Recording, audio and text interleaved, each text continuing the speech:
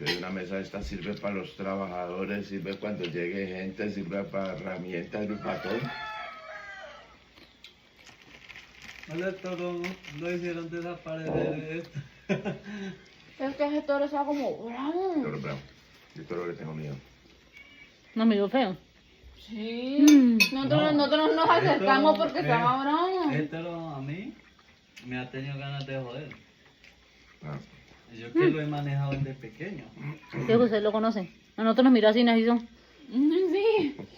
El toro es muy bravo. La verdad, por eso no nos acercamos.